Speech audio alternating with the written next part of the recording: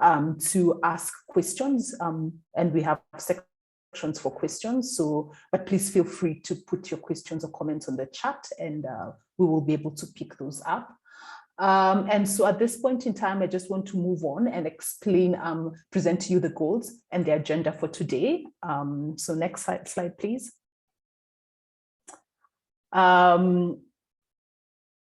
Next slide. The goals of this session, in terms of why we're looking at why we're doing this exchange experience, is that we would like to facilitate the exchange of knowledge about deliberative processes in the global south. Yeah, that's one.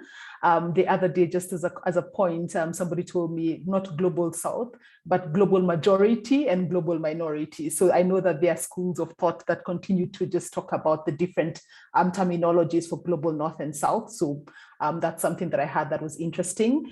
And then the second goal is to identify best practices, tools, methodologies, strategies, and models of deliberative democracy in the global south, or in the global majority. And then third, to boost integration of the cross-regional approach of this project. So those who are joining us that are not part of the Demo.Reset project, this is a project that is being managed by Extituto in Colombia and has quite a number of people that are participating in this initiative from across the globe. Now, just to explain the agenda for this for today's meeting, is that we will have welcome and introductions for about 15 minutes. We'll do an activity, and then we will have a block where we will have the speakers do their presentation. Each speaker will have about 8 minutes. We have about 3 speakers today. And then after all the speakers have presented their presentations, we'll move into a session of question and answer. And then we will have some breakout room opportunity that for about 20 minutes that will allow each and every one of us to exchange our experiences and share our experiences along the title of today, which is methods and tools beyond the vote. And then finally, for about a 15-minute block, we will wrap up and we will share what came from our groups. So thank you very much. That is the agenda for today.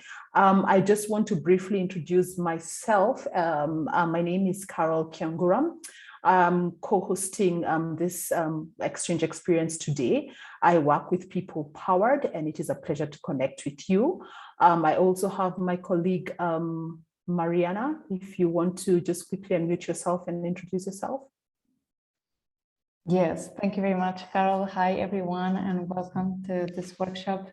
And yes, I'm Mariana. I am Community Building Coordinator at People Powered, and I help to grow the collective power of the participatory democracy practitioners and movement. And I'll pass it to also Alisa, who will be supporting us with note-taking. Hello, everybody. So my name is Alisa from Croatia. I will be a note taker today here, and within this project, myself and Melina, we are a contact point for Eastern Europe organizations. Melina? Hi, everyone. Well, basically, Alisa introduced me. I'm also from Croatia, and I'm very happy to be part of this project and share knowledge and experience with you. I will be also a note taker at this session, and I'm also working as part of the Eastern Europe network as a contact point and a mobilizer. Thank you very much, Ragdan. If you just could quickly introduce yourself. I realize you're not on the slide before I introduce the speakers. Yeah, no worries. Hello, everyone. My name is Ragdan. I'm Syrian Venezuelan, and I'm currently working with People Powered. For this, workshop, I serve as a technical assistant, and also be taking notes during the breakout rooms. Thank you very much, Ragdan. You could move to the next slide, and I just want to introduce the speakers to you today. We have 3 excellent speakers today, and I'll just give you a brief bio about them. So first of all, we have John Steva. Please remember to mute yourself.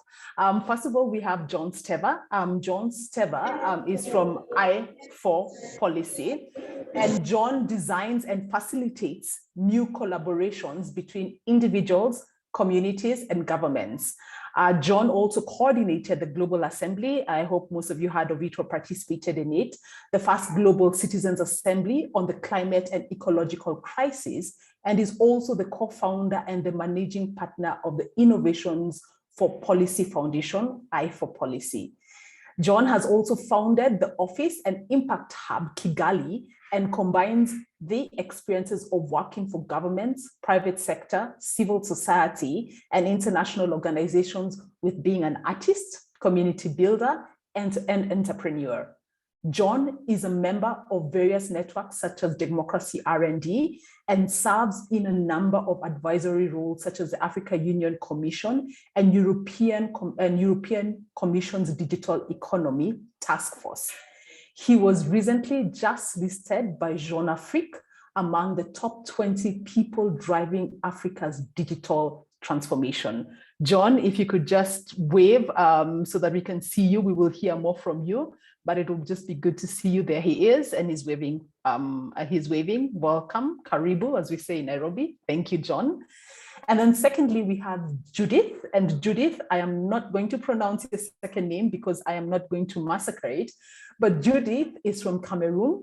She was trained as a secondary school teacher. She's in service in Bamenda, the capital town of the northwest region of Cameroon, one of the regions in conflict since 2016. Judith is a member of the Cameroon for a World Beyond War, an organization created in 2020 for the purpose of monthly monitoring of security situation in the country. The organization that she works for was legalized in 2021.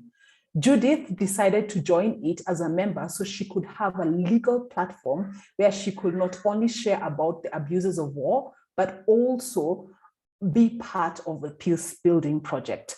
I know, Judith, are you here? I know we had challenges having her join, but if she's here, please turn on your camera and say hello. Okay. Yeah, I think she's still not here because she was having network problems. Challenges. Hopefully, yes. she will be here soon. All right, thank you very much. We will see her soon, hopefully. And then finally, we have John Oluwafemi Ola. John is the executive director of ACT Hub for Sustainable Development Foundation, a civic, tech, and youth-focused non-profit organization based in Ibadan in Oyo State in Nigeria. John is an information scientist. He has an MSc in information science, trained at the University of Ibadan.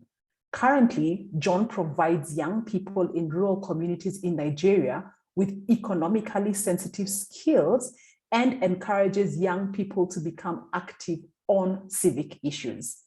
He has organized several pieces of training on freedom of information, tracking, advocacy, and evidence gathering for youth in Oyo State.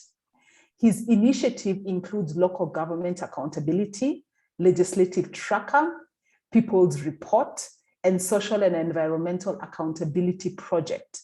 He has moderated and spoken in several conferences on both local and international platforms.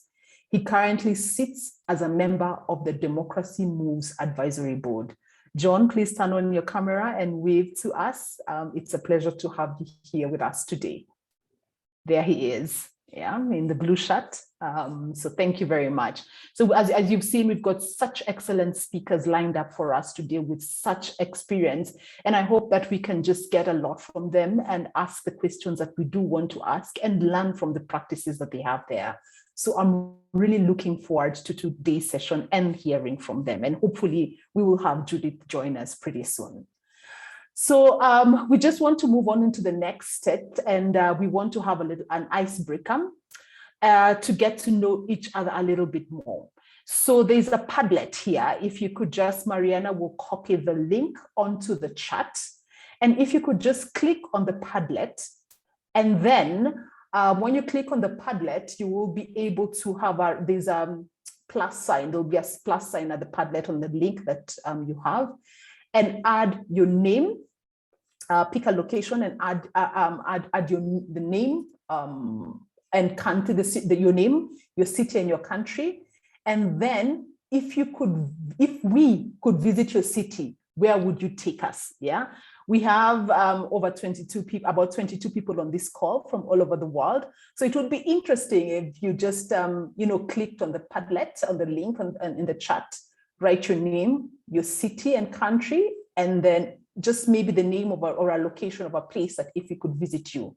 And when we come to plenary, back to plenary, I'll ask about through people to share with us where they would take us. Someone says the Padlet link is not working.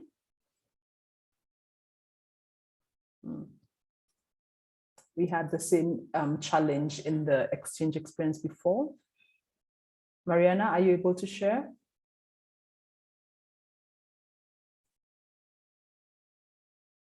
Sure, I can share my screen and share the steps. So okay, looking at their locations. Yeah, they the link is not working. That's what. Yeah, it's just if you can reshare the link. Okay. Interesting. Just a second.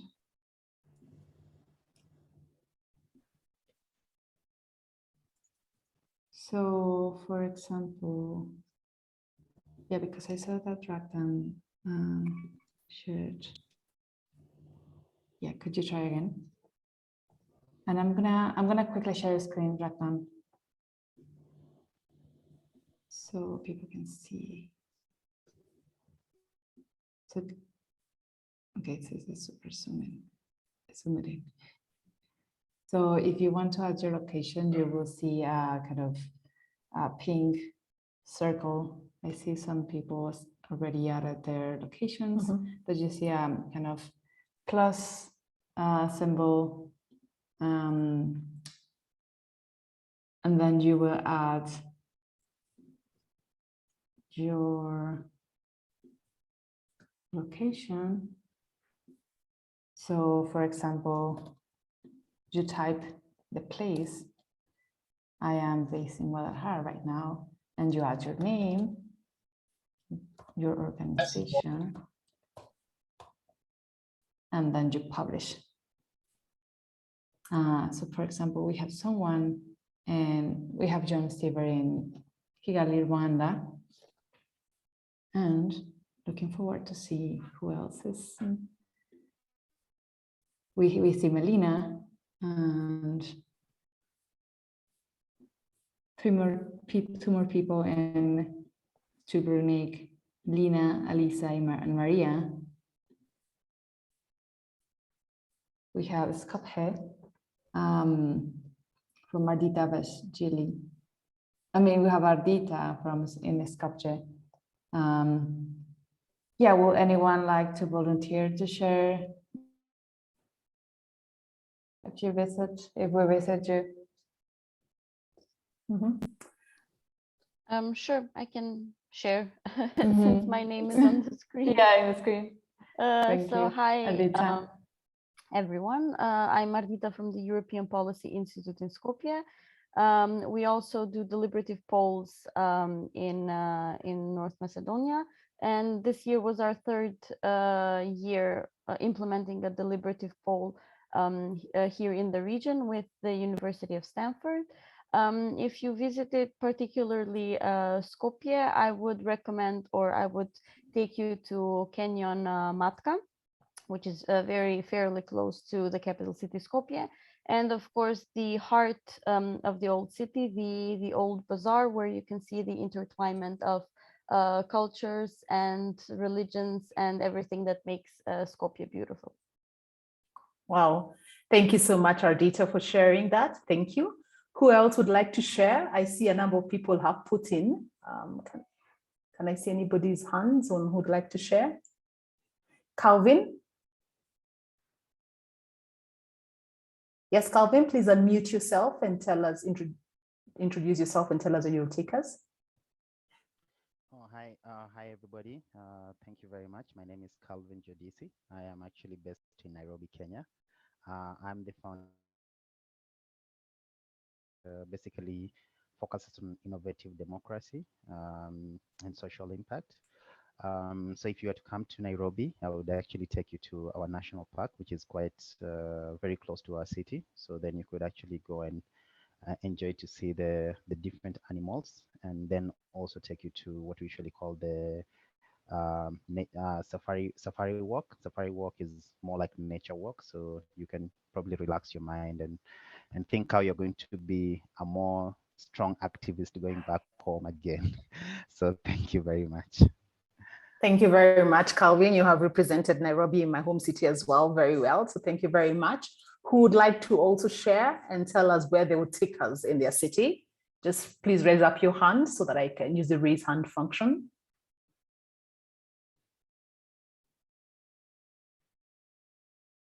Anybody else? I'm sure there are amazing places to visit in your countries.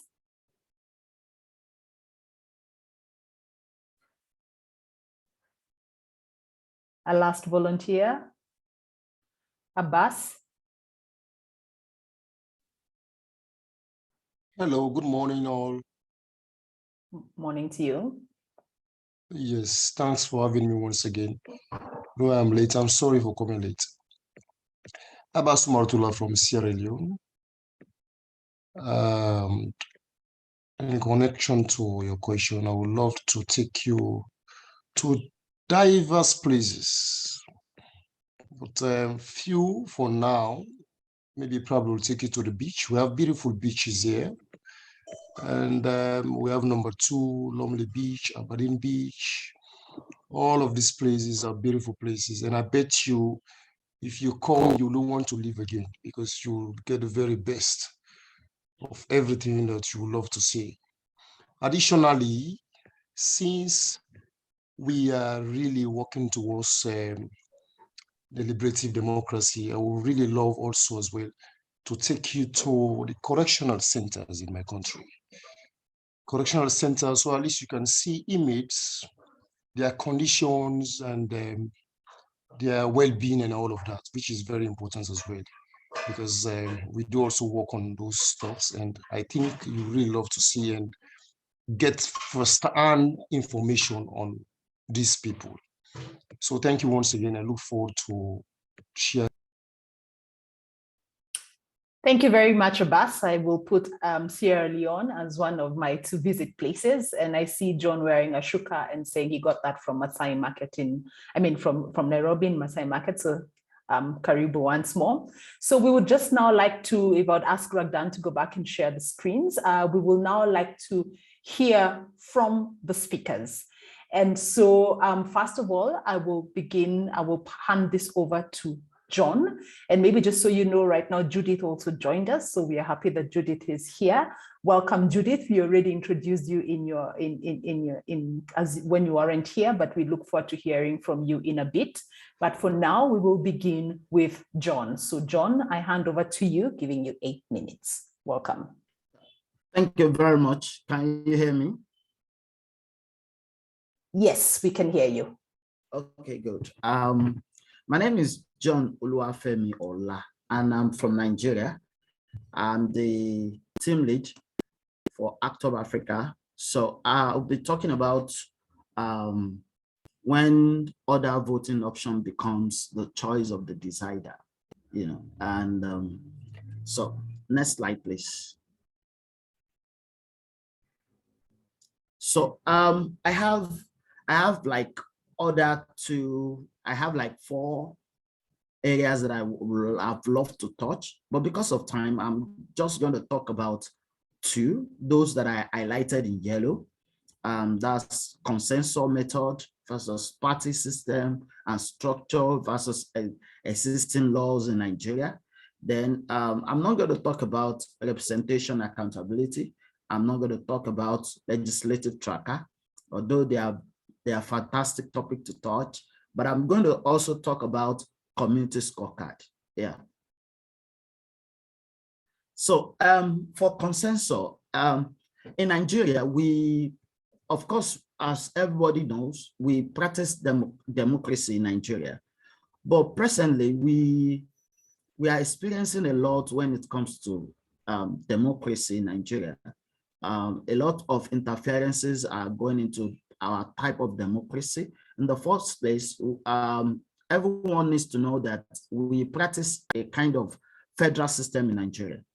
But the issue becomes very, very different because we have 36 states in Nigeria, but these 36 states, just like we have states in America that they federate on their own, but in Nigeria, it's not so. A lot of restriction has been placed on all these states. So they don't really have autonomy. They don't have the power to federate on their own. So the same thing happens to parties in Nigeria. We have existing laws, we have existing rules that guide the party on how to conduct themselves. Don't go to the next slide yet. Don't go to the next slide. Yeah, so no, yes, so we are parties, they have rules that are guiding them. But presently, due to citizens' demand for restructuring of some of the laws that are guiding our parties, we came up with electoral law, the reforms of the electoral law. And inside that electoral law, this consensus idea of decision was actually introduced into our into the way in which parties would select their candidates. So it means that the party, after shopping whatever they want to shop, I use the word shop, when you go to the stores, you look at what you want, but before the citizen can actually decide who to vote for, the party people will have actually shopped for the people. That means they select who is going to represent them. It's a kind of democracy they do among themselves. But presently, they have, all the parties in Nigeria, they have narrowed it down to consensus. So, but consensus in its real sense is a general agreement among parties or on the choice of candidates without going into voting or what is called the primary election in Nigeria context. Next. I'm not going to exceed that 8 minutes. Next. So the weakness of consensus, I think I've mentioned some of those things, is that when it comes to consensus in Nigeria, is a way of trying to compromise all the policies. It's not the fact that they want to give everybody voice. They want to give you the opportunity to actually vote for whatever you want in the party. No, some set of people will just gather themselves, they compromise the policy and make the decision. Then they fragment. It is a process of trying to fragment accountability. A situation whereby nobody can hold them accountable, just few people, they just gather themselves and do what they call consensus. In as much the law has supported it in Nigeria, once the law supports it, they are okay. And the truth is a form of backroom politics in Nigeria. They use it as a form of backroom stuff because they believe that we have some people that we call godfather in most of the parties. They cut all the shots, they decide everything that happens. So they prefer to use this consensus method to actually choose their candidate. Go ahead, next. So the strength of consensus, as much as it has its weakness, is actually is a kind of caring approach because we have issues in Nigeria that we talk about tribalism in Nigeria. If you want to do anything in Nigeria, there are certain things you have to consider. The first thing is religion. The second thing is ethnicity. When it comes to democracy in Nigeria, it's very, very pronounced because we have this block. We have the South and we have the North. But in a situation where we want to divide the resources, we mention 6 geopolitical zones. So we have the South-South, we have the Southeast, we have the Southwest, we have Northeast, Northwest, we have North-Central. But in order to take care of all the interests of all the people, I think consensus, if properly used in Nigeria, will actually take care of all the needs of all these various groups that I talk about. Then keeping things together in order not to Nigeria is at the verge of losing its uniformity. So in order to bring us together, I think consensus is actually a good tool for Nigerians to use in the parties to select candidates, if properly used. Then playing politics of the power, the politics of the powerful. In order not, we have a slogan that is going on in Nigeria presently, Emilokan. civil society actually believe that the person that came up with that slogan was given the opportunity to be the flag bearer, because they believe that if he didn't become the flag bearer, there could be a problem in Nigeria. Next slide. So then now we talk about scorecard. When scorecard, now we talk about the scorecard is simply a social accountability tool that allows citizens and public office holder to mutually assess, reflect, relate, and collaborate on service delivery. Now, we are talking about when these options become the decider, voting should be the most important thing when it comes to democracy. But in the case of Nigeria, we have actually realized that a lot of people don't even understand who to vote for, how to vote, and how to identify the right candidate. Don't go on yet, the right candidate. But in this case, scorecard, community scorecard, teach understanding the next slide. Now, understanding scorecard by the community people will actually help them to identify who to vote for, how to vote, and what to demand from those people to actually. So in a way, it becomes a deciding tool, for them to actually decide who to vote for. So scorecard implementation process involve stakeholders called the service provided, rationale for the score. Now, the stakeholders, step one of developing scorecard is by gathering the stakeholders, giving them the opportunity to actually say what should be in the scorecard. Then we look at the services you have promised that you want to render and whether you have rendered them or not. So we now look at some of those things. Okay, you said you are going to provide us with water, you are going to provide us with road, because these are the basic things that politicians use to campaign in Nigeria. So based on all these things, if you are able to do all these things, then it means that we can vote for A or B. Then the second step, the stakeholder participate in town hall meetings where the grades are shared. So now that you have actually told us that you are going to do A, B, C, and D, but we realize that you have not been able to do even A, let alone B, then we can just call you, in order for people to understand, we call you into town hall meetings and we share this grade with you, that this is what we have been able to discover. Maybe in the first quarter of your tenure, we share it with you. This is what we have been able to discover. Maybe you are going to actually improve on it, or you want to continue behaving the way you are behaving, then so we can actually make our own decision. We can only decide on whether we are going to vote for you or not. Then the next thing is, third step is dialogue involve all participants. Now, before we can actually design this scorecard, every unit must be included. In our society, most time we often relegate the people living with disability. Okay, I have 1 more minute. Thank you. Now, the people living with disability are often excluded in their in decision making, in some of these development, in some of these design, in formulating policy.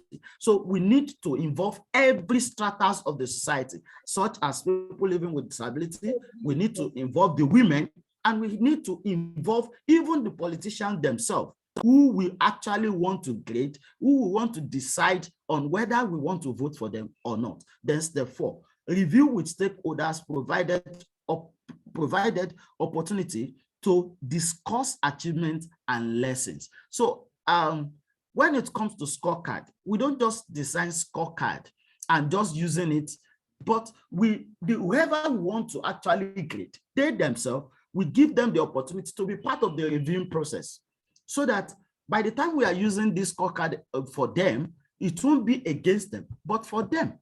So like, for example, I tell people that the process of developing scorecard should not be a magic, should not be so simple. It could be just A, did you believe you are going to do this?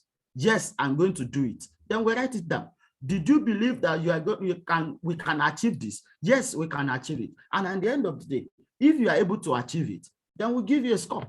If you are not going to be unable to achieve it, then we'll give you a score. So with that, we can actually make our decision based on this. We are actually working on a particular system that will be a web-based system that can actually score our politicians in Nigeria using scorecard.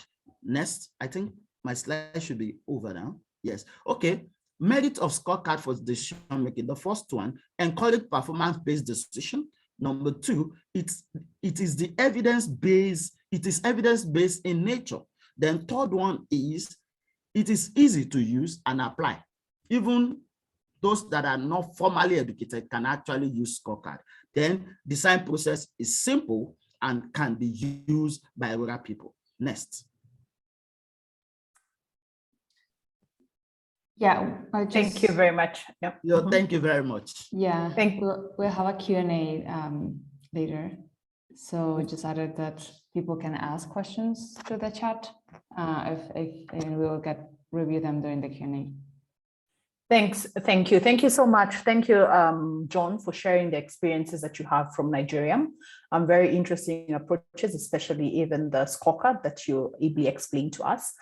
Frederick, we see your hand up, but we are just going to ask you to pen your questions. We will have a common time after all the speakers have spoken. So at this point in time, I'm going to invite Judith. Judith, welcome. We had already previously introduced you. We are going to show your presentation. So I'll just ask for Ragdan to show it. And your 8 minutes, Judith, begin now. Thank you.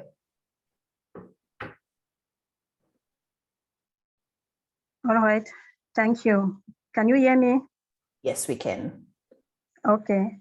I am Judith, an artifact Liritekan from Cameroon. I am a member of Cameroon for a World Beyond War. I'm a teacher, a Spanish teacher by training, and I'm an active member of Cameroon for a World Beyond War since 2021. Today, we are going, I'm going Judith, to share. Yes. Thank you. We already introduced you and said who you are when you're away. So thank you. Yes. Okay, thank you. So please go on with the session. Thank you. All right. Okay, I'm going to share a little bit about the other methods and tools for decision making beyond the vote. Do I have slides, Mariana? Okay. Yes. Yes, we have the organization. Slides. Okay. Yeah. The organization of successful election is seen as a sign of democratic vitality. However, in many countries, in many developing countries, elections have become moments of crystallization of regional, ethnic, or religious identities, and they are costly in terms of human life and leads to various forms of violence. This clearly indicates that today elections does not go without apprehension. Next slide, please.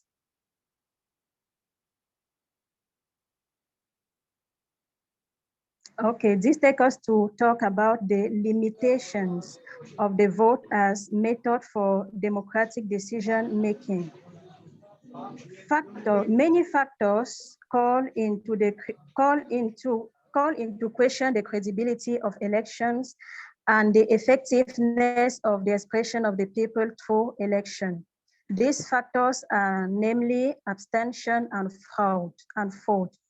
As abstention, we have the abstention from registering to vote. Some candidates, some citizens refuse to register for the vote, maybe because they lack political education. Another form is abstention is the abstention from voting. That is, a registered citizen finally refuse to vote because they don't believe in the transparency of the election. Some other registered candidate will refuse to vote because some other registered citizens will refuse to vote because there is no candidate who goes with their aspirations. Another factor who limits the vote is the fraud, lack of transparency and clientelism. Some candidates buy votes. They give money to citizens to vote for them. Another factor is the lack of respect of the verdict of the polls. This has been seen in the previous presidential election in Cameroon. A candidate refused to accept the verdict of the vote, and that was a very confused situation. We can also talk about the principle of the first past the post system, which makes the winner a particular candidate, while democracy is about inclusivity. So if the winner can form his government as he sees fit without taking into account the other candidates, it does not really look like democratic, because at times the winner of the first past the post system does not even have 50% of the voters. So it will be useful for him to consult, to do regular consultation of the people before making decision. Next slide, please. So how can voting be improved? Since voting have many limitations, how can it be improved?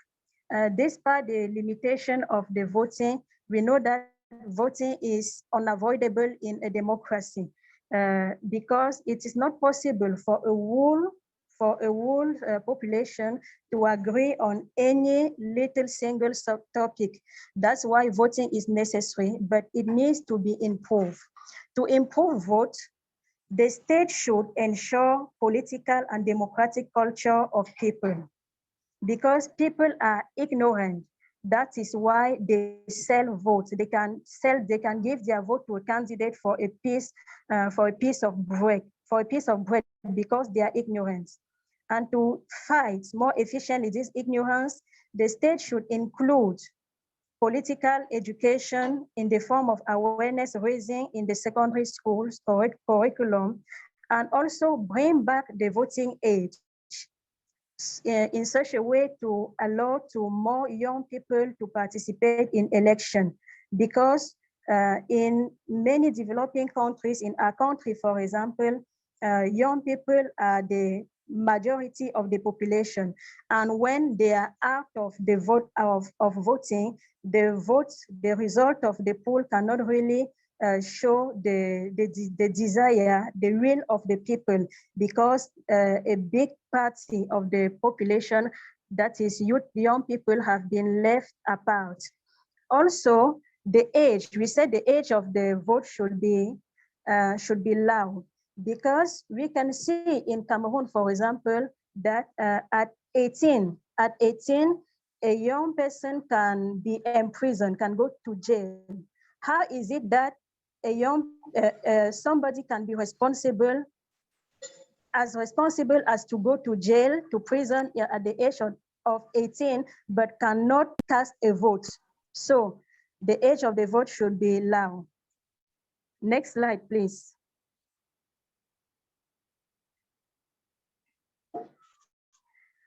But even if we have transparent election, we will still need to have some method for decision making, because all is not about the vote. The voice of the citizens cannot be limited only at the level of the vote, because even when they elect their representative, those people, once elected, at times they don't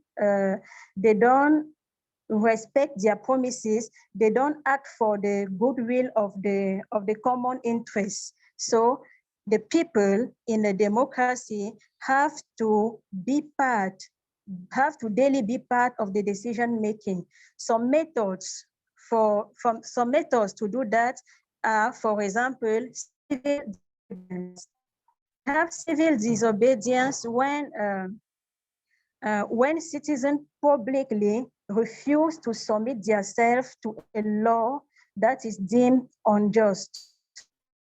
Examples of civil disobedience can be seen in the in the passive method of Gandhi.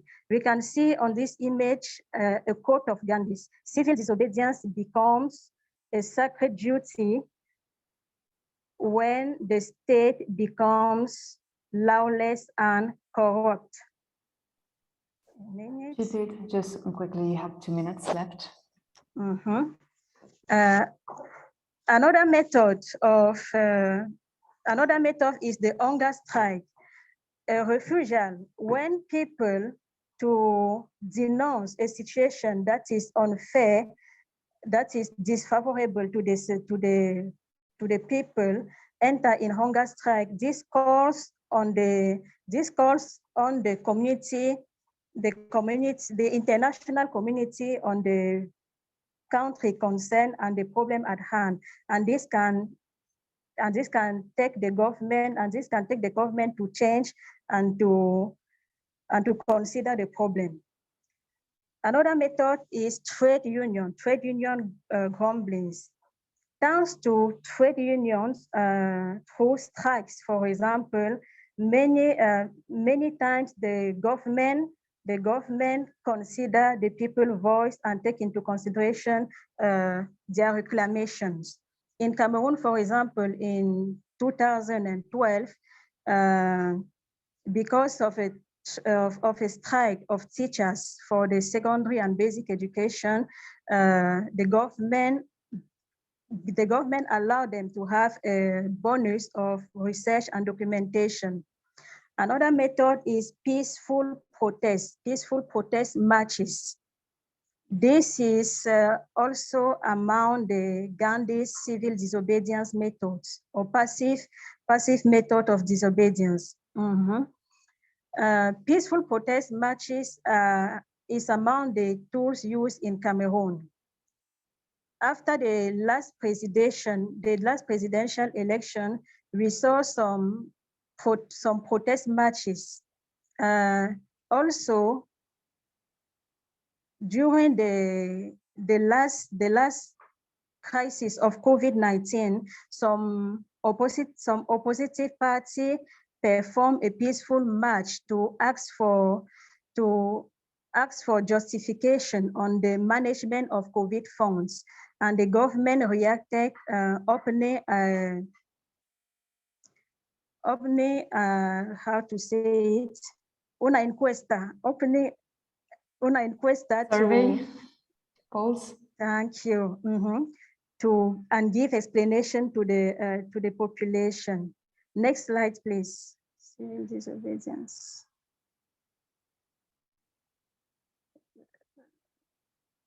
Okay, another method is memorandum and lobbying. The pressure groups. These methods are commonly used in Cameroon, but for me, they are not really advisable, because lobbying group and writing memorandum or doing other things, they act for their personal interest, or for the interest, or only for the interest of their locality, and they don't care about the impact of what they do on the rest of the population. Another method is the media, power of the media. In the media, through the media, citizens have the opportunity to be informed and to express themselves. Social media, through social networks and blogs, are even more performant, because it is a means to avoid the censorship. In social media, people can communicate to a large number of people without falling into the trap of the censorship. The Tunisian Revolution of 2011 was a good example of the power of the social media on politics. Another method is a referendum.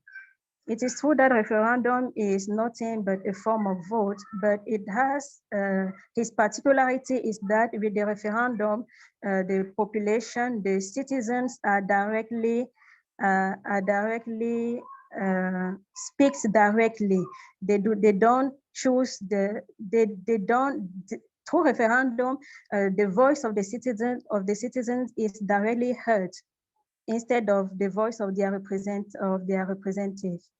Okay, pooling is another method. Through a survey, the government can collect the point of view of the citizens in order to make a decision, a democratic decision. We'll end with inclusive dialogue. Inclusive dialogue.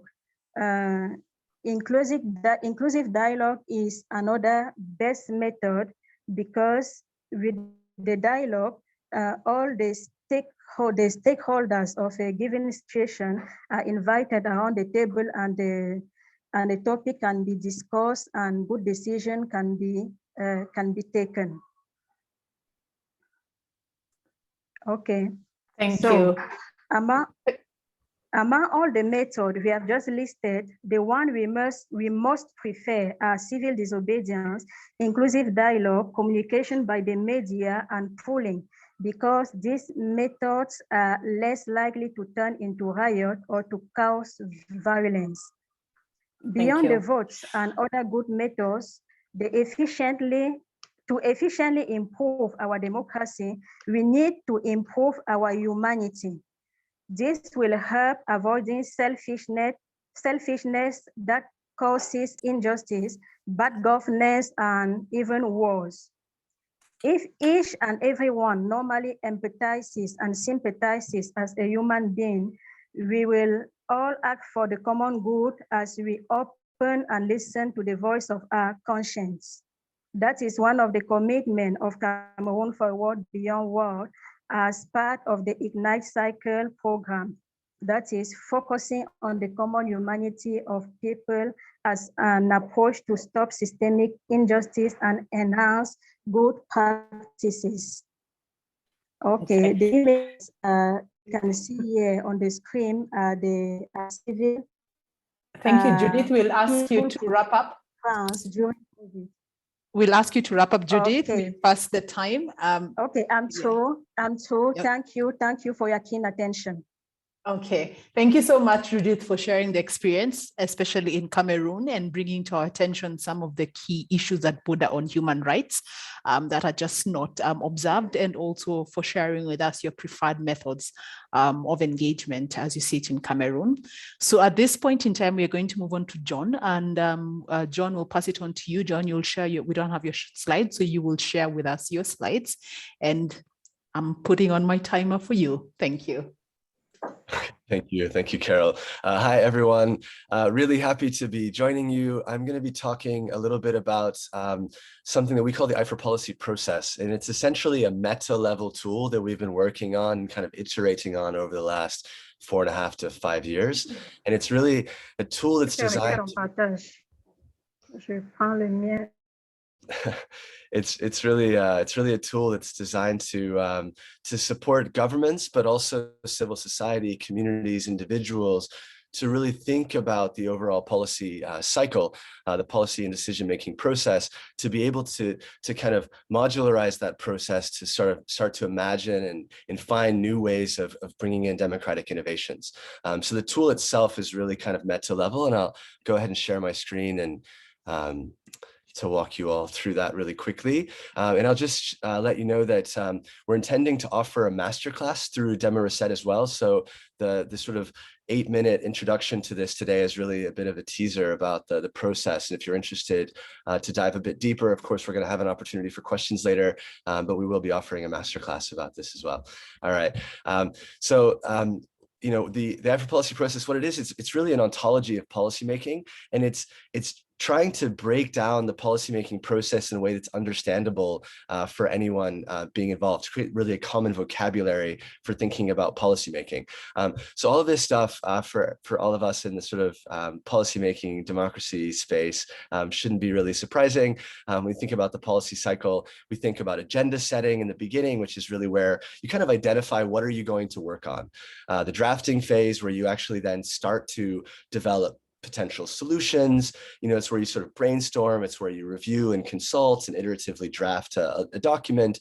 Decision-making, where that then goes for a decision, depending on whatever rulemaking processes are appropriate within the context of the decision, whether that's a continental global level in the Global Assembly, for instance, or we're thinking about national policy reforms or laws that go to national parliament or subnational level, et cetera. And then the implementation phase where you're actually then going into to delivering a particular policy.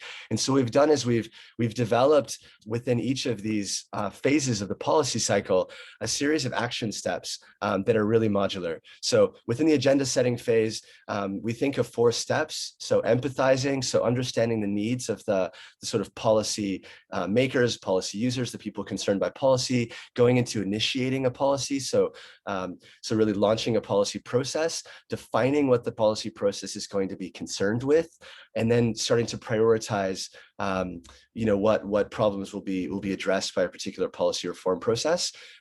Then you go into drafting. We've broken that down into ideation, design, consultation, and then we call integration, where you start to bring in all of the inputs that have come in from consultations. And then within decision-making, you have a sort of proposed step and then the adoption step. And then in implementation, we combine delivery and evaluation within the step of implementation. And for those of you familiar with design thinking, it's somewhat similar. This kind of provides you with like a framework of thinking about a policy process, and then you can bring in a range of tools like my colleagues were just talking about before, or a range of other sort of tools that you're all familiar with your communities. And so I'm going to walk you through a particular process that we developed, and we worked with the government of the President's Office of Senegal to pass a national law to support startups in Senegal a few years ago. And so I'll walk through some of the activities within this to be able to start to see how this can actually look. And just to really emphasize that we do think of this as a cycle. And so theoretically, this is kind of a continuous process, that one round of policy making theoretically then leads into the next, that the evaluation of one policy then leads into a future. And of course, hypothetically, this seems very linear, where you sort of walk through the process. And just to say that in reality, it's often a little bit messier than that, as we're all familiar with in these processes. So I'll just quickly walk you through the process that we delivered in Senegal a few years ago to give you an idea of how this tool can look in practice. And so we started off developing what we call journey mapping, which is something used by software communities to kind of articulate how someone will use like an application or relate to a particular website, for example, where they enter and where they lead. It's basically taking this I4Policy process and mapping out what are some of the potential engagement points throughout the policy cycle. So we started out with that. Then we organized a roundtable to initiate the policy process, where we brought together the people from the President's Office in Senegal. We had the Small Medium Enterprise Agency, some major entrepreneurs. We had the vice presidents of the World Bank attending. We met in a very sort of informal location. This is a public art space called Raw. It was during the Biennale in Dakar, the sort of contemporary art festival in 2018 in May. And so essentially, we sat around and created an opportunity for people within the government and also people within civil society, people in private sector, people in the international community to talk about, what might a policymaking process to support entrepreneurship in Senegal look like. We then went and organized what we call a policy hackathon. So this is another like more specific tool within this kind of ontology or sort of meta tool, where we organized a training first for members of the community in Senegal. And then essentially we went through several phases of the policy process. So during the course of a one-day event, we had members from the community. We had about 80 participants go through sort of a brainstorming exercise. We used the World Cafe method, for those of you familiar with that, to start to identify what are some potential problems within the sort of experience of entrepreneurs within Senegal. Then they went through and sort of prioritized those for solution. We then created a like kind of an unconference or a bar camp for those of you familiar with this technique, where we then created an opportunity for members of this event to then propose potential solutions. And then these solutions were workshopped and then developed into concrete policy proposals. And so by the end of this, this single day, we had an opportunity to kind of crowdsource problem statements, as well as some potential solution statements to support startups in Senegal. And the facilitators of this event, which were members of the local community in Senegal, entrepreneurship community. I see some colleagues who come from the entrepreneurship space who run innovation hubs across Africa, for instance. So these are all basically hub founders, entrepreneurs, others, citizens, wrote the first draft of a national law over the course of this process. This national law then was presented the following day to members of the government. We had the Ministry of Finance, the Tax Authority, and other members of the Senegalese government. So they were presented a law from citizens. So this was quite a unique experience for everyone involved. We were again in like a very informal space in another innovation hub in Dakar. And so this was. And I think that. Hi, I hear someone else is engaging in another talk in the background. Just to share, so we're now in this policy cycle. You can see in the corner here, we're at the sort of consult phase, in this kind of very abbreviated policy cycle that was very much driven by citizens. And so then the next phase of this process after this kind of stakeholder review was that entrepreneurs then worked together. We built a chatbot on Facebook Messenger app so that entrepreneurs across and young people across Senegal could be able to access this draft law and be able to provide comments in a really kind of direct participatory way. We received 500 comments from people, Senegalese community across Senegal, but also members of the diaspora globally. And then the government and the sort of citizens formed what they called a co-creation committee to bring together members of the government, a law firm, and also members of the community that were driving this sort of bottom-up lawmaking process. And they started integrating some of the comments that they received. Then they hosted the president of Senegal, this is a picture of Macky Sall, organized a town hall meeting that was televised nationally, where the president actually hosted a conversation about this national law on public television to be able to receive comments and feedback again.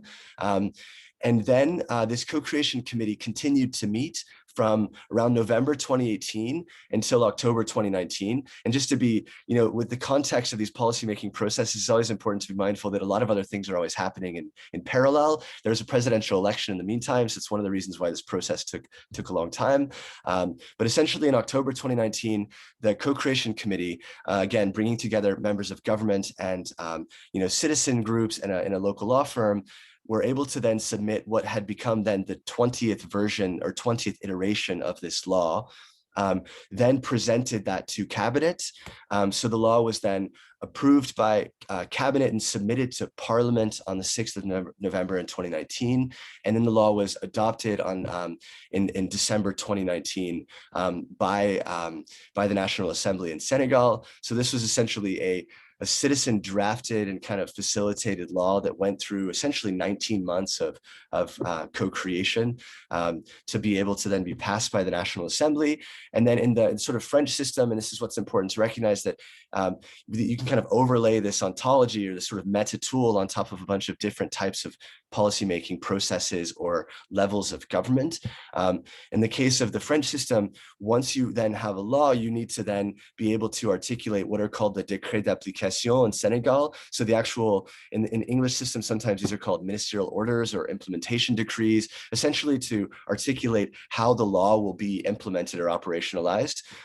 So then this went through another multi-year process of co-creation that I kind of abbreviate here with the policy cycle, but essentially went through another 4 rounds of implementation decrees through several really open events and activities before that was then submitted and approved by cabinet in March 2021. So I will just to say that everything in this is sort of Creative Commons, and yeah, I'll go off screen share. I just appreciate the attention to the presentation. This is very much an abbreviated kind of run through of this this policy ontology tool. But I hope that you found that useful. Thank you. Oh, thank you so much, John.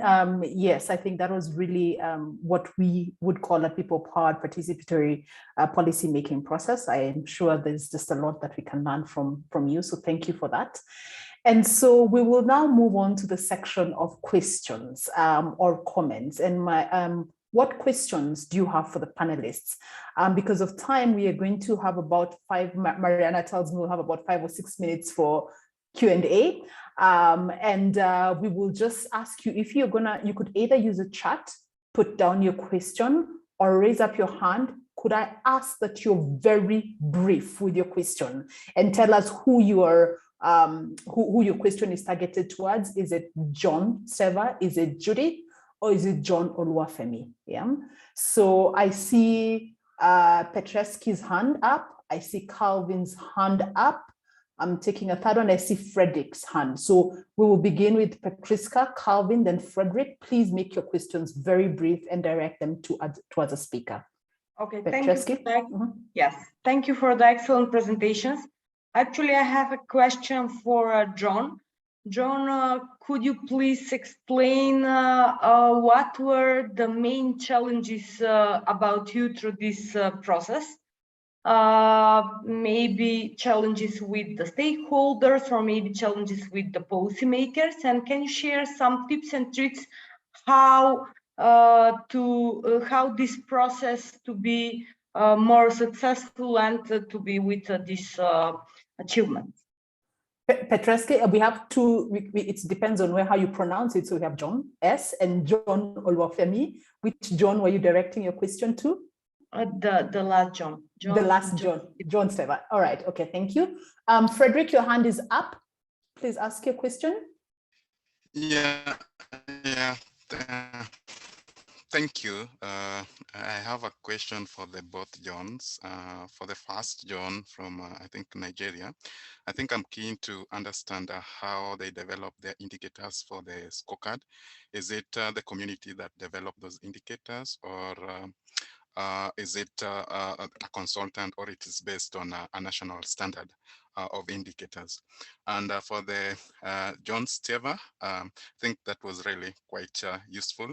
And I just wanted to appreciate, how do you sustain interest and sustain engagement to ensure that a policy is delivered? And this is from an experience in Kenya, where we were working on a climate change bill, and it went through the parliament and went to the president, and the president declined to assent, and people were really demotivated. Yeah, thank you. All right, thank you, Frederick. Was there one more question? There was Calvin. Yeah. Mm-hmm. Yeah, thank you very much. So my question goes straight to John Steva. Yeah, thanks. I think that's quite an excellent approach, because that's also the same area I'm working on. My question is, have you been able to replicate, the same process in other countries? Because I see you also working in Rwanda as well, and because it seems in Senegal it was quite a success. Thank you. Okay, thank you. So we'll begin with John Oluwafemi, and then we'll move to John Steva. And then please, if you have any questions as well for Judith, please type them into the chat. Okay, can I go ahead now? Yes.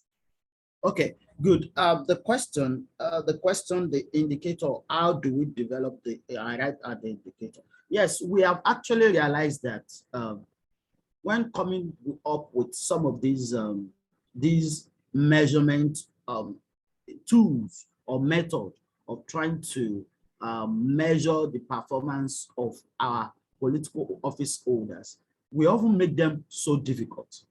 We often make them so sound academic. They sound like something that these people can actually do on their own. So the best way to let these people in the rural community, because mainly I focused my intervention mostly on the people in the rural community. So what we do is to engage them. That was why I said, when we want to develop the stakeholder, the community scorecard, we actually gathered the people, all the stakeholders involved, the people living with disability, people in the rural community themselves, because to a large extent, people in the metropolis, they understand what they want. They understand the type of leaders they are looking for. But people in the rural community, because of lack of education, because of lack of, because they are poor, they just vote for anybody who can give them money. So what we do is to bring them on board. We ask them questions. We allow them to come up with their needs. The indicators for the scorecard is based on the needs of the people. So yes, they don't understand the deliberative democracy, but there's a way we can actually prompt them to come up with ideas, and they tell us what they want, and we make them put them in a structure that if this person is not giving me A, B, C, and D, then is not worthy of representing me because he has access to A, B, C, and D as resources. Because my organization, as a tech-driven organization, we provide what we call fiscal data in a simplified form. The fiscal data of Nigerian government, whether at state level or at local level, we make all these things available. We now interpret them in their own language to let them understand the demand and supply, where the resources is coming from, and what the value of that resources. So with that, they come up with what they need, and we use all some of those things as indicators. So it's actually all involving. It involves everybody, all stakeholders, in developing the indicators. Thank you, John. I answered the question. Yes, thank you, John. Over to you, John. Yeah, thank you very much for all the questions and the interest in the presentation. So just to recap, and sorry, I'm a little bit, I'm coming down with a bit of a cold this morning and just arriving into London late last night. So I'm a little bit, I'm not sure I captured all of the questions perfectly. So the first question was really trying to understand lessons from our experience and kind of challenges that we've faced. The second was asking around how to continue engagement to ensure implementation. And the third question was, how has this worked in other countries? Is that right? Yes. Yeah. Okay. Perfect. So, yeah, in terms of lessons about the policy process, I mean, I think the first is kind of more of a principled understanding, which is like, it's really important for everyone involved in the policy process to understand the policy process. Like, what's the water they're swimming in? And that's the reason why we developed this policy cycle way of thinking in the first place, so that everyone understands when they go to, we're all used to organizing, for example, a deliberative poll, but then where does that fall in the policy cycle, and what does that contribute to? Who receives the inputs of that? How does that meaningfully contribute to a particular policymaking process? Who makes the decision about that, et cetera? So I think the first main learning is just the importance of people and citizens, for example, participating in a consultative process or a participatory process, to understand like where that falls in the process and who's going to receive the outcomes of that. So you invite people to an event, like, for example, this policy hackathon, and we were really clear with the participants that we have a meeting tomorrow with the government, and we're going to take all of these proposals to the government tomorrow, and they're asking for this. And the idea is that this will feed into a law to support entrepreneurs in Senegal. So that point of being really clear to the participants and citizens of how this is meant to support the policy cycle, and to like really concretely contribute to the lawmaking process.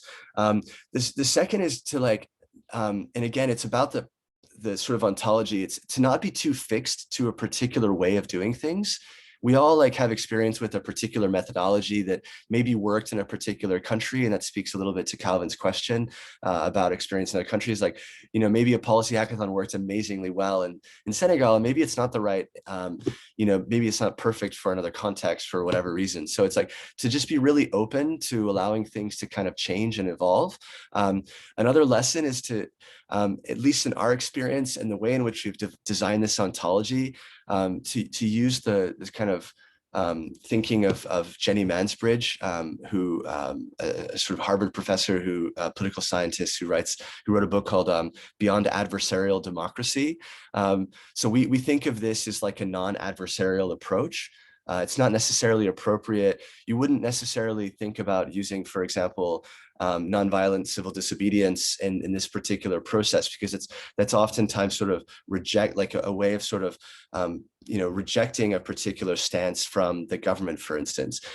This is really often about trying to sort of create a non-adversarial space where citizens and governments can kind of come together and work together, and, designing what that policy cycle is going to look like, often together. And so in that sense, it's generally designed more for kind of non-adversarial kind of contexts and situations and lawmaking processes. And it's designed to kind of, it's prejudiced towards or biased towards sort of non-adversarial tools. And in that sense, one of the major kind of success criteria is identifying people in government that are sort of interested in participating and going along with this, like who in the government wants to receive a sort of citizen-driven agenda of policy reform, for example, who's willing to kind of take that up and work with citizens moving forward.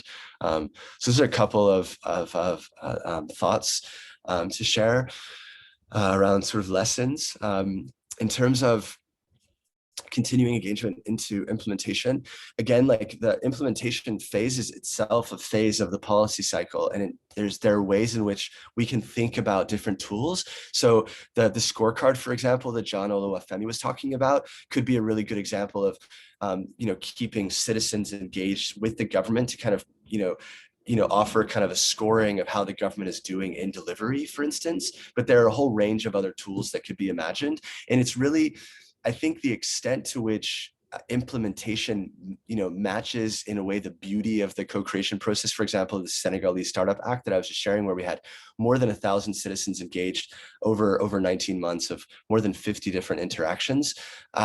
You could imagine that, like, you lose a little bit of the momentum when the law gets passed, but it's really important to make sure that you create like a continuous communication with everyone involved in the process to let them know what's going on, what's happened, where are we in the policy process.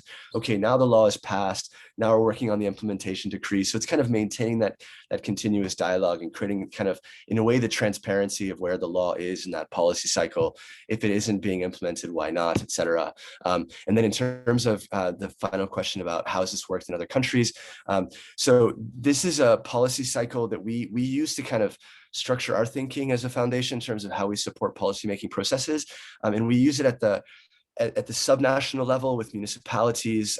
We've used it with national governments, with regional economic communities across Africa, the West African Economic and Monetary Union, for example, the African Union at a continental level. We also think about the work that we were doing with several peers on this call today from the Global Assembly.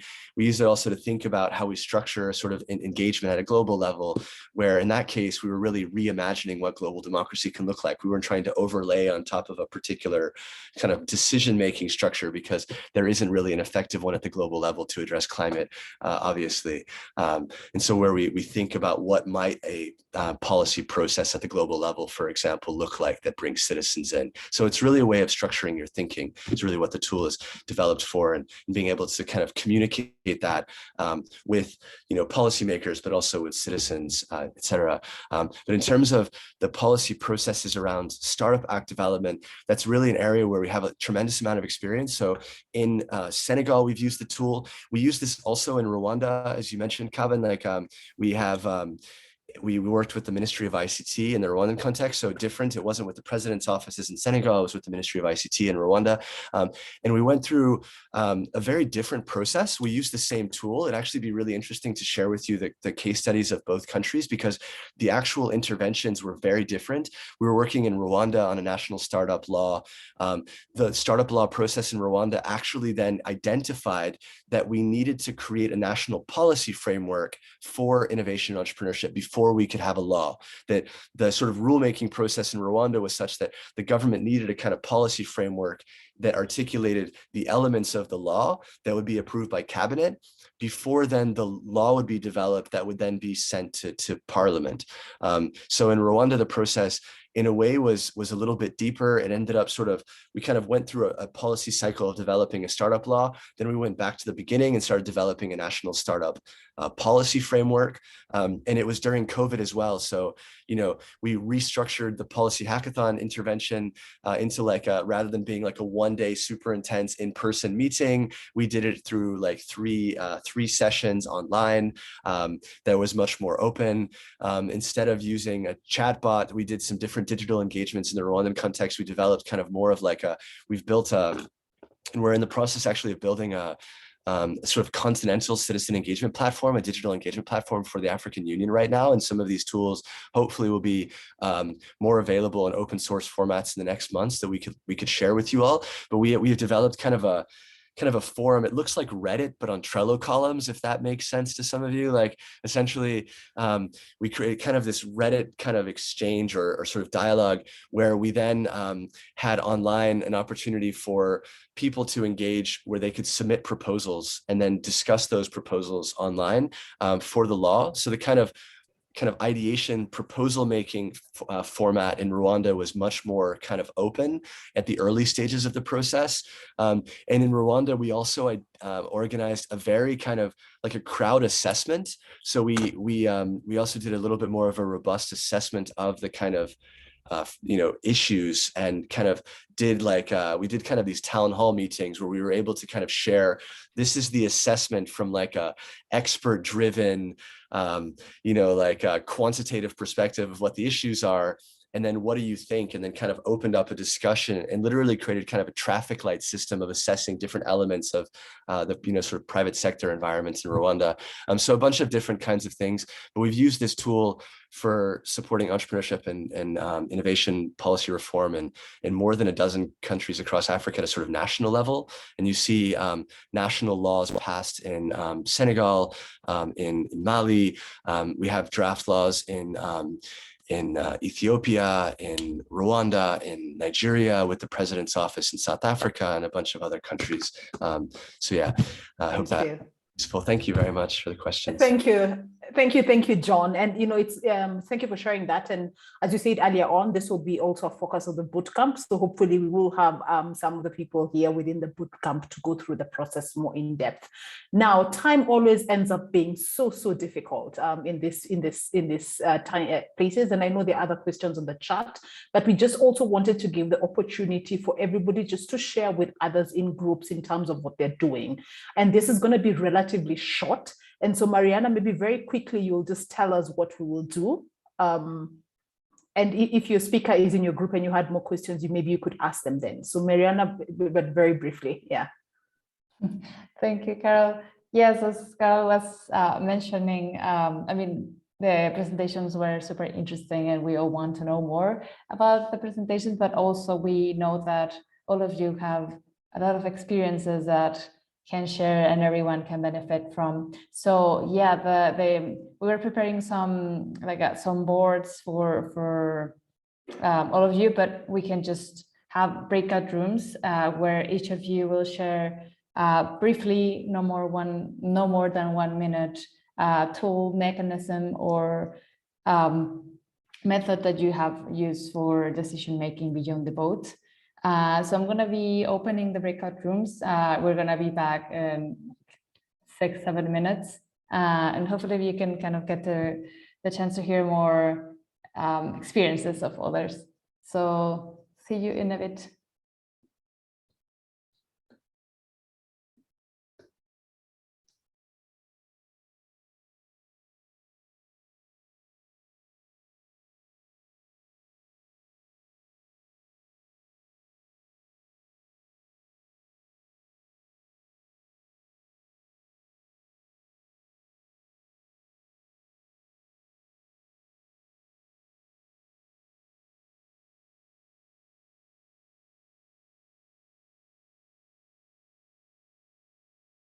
Did a message appears in your screen to join a breakout room?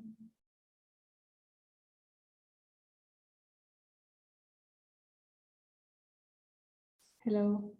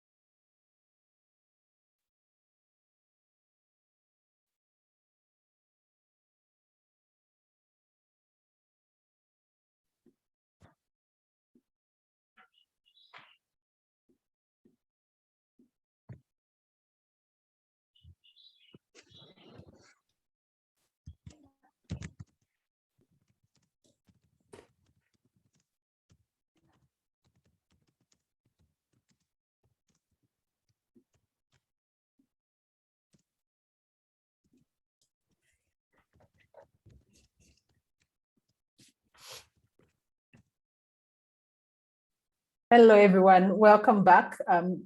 Sorry that some of you, I know like Melina in our group was in the middle of a point and you probably all got cut off. So apologies for that. We will be ending in the next 2 or 3 minutes. So please let us beg your indulgence. Mariana, maybe you'll just take this forward. Yeah. Mm-hmm. Do you mean to just wrap the? Yes, just wrap up this. Yeah, no, wanted to thank everyone for joining us today, and thank you for the speakers for sharing your experiences and your methods. And yeah, luckily we will have another moments to hear more about your experiences and engage, hopefully through the Demo.Reset project or through People Powered. And yeah, I don't know if anyone wants to just say a few additional words before we wrap up, John.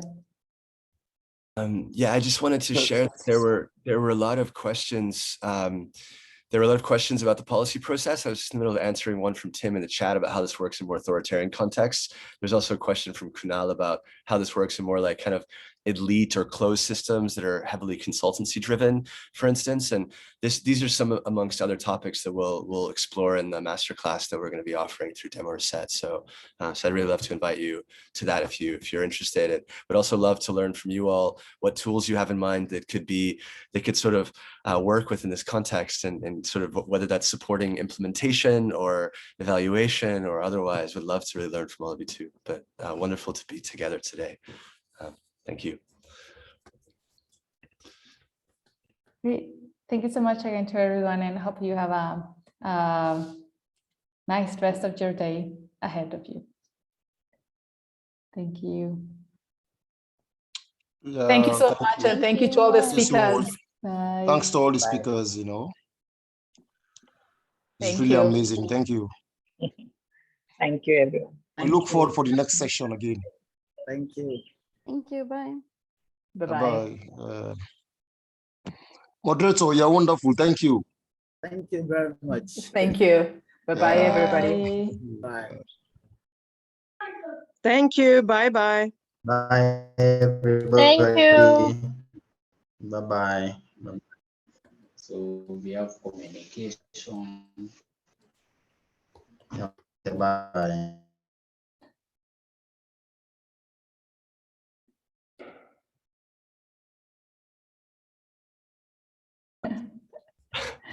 Sure, I could, yeah.